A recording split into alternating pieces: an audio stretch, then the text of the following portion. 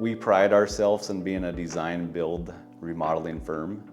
And through the design process, the pre-construction process, we try to figure out all of the nuts and bolts of your projects, figure out all of the selections, the layouts, and we land on a fixed proposal for you, where we have everything picked out, we have a fixed number that we agree upon prior to starting your project.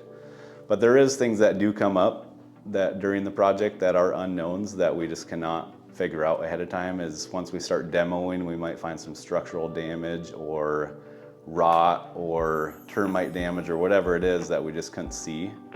And then also another thing that can come up is floor prep. We don't know how much prep your floor will need for your wood floor or your tile, after we remove the carpet or the existing tile. And then another thing that's really common is you may change your mind during the process and want to pick out a different countertop slab or add an outlet or a can light or something simple like that we would just do an addendum for a client-driven change.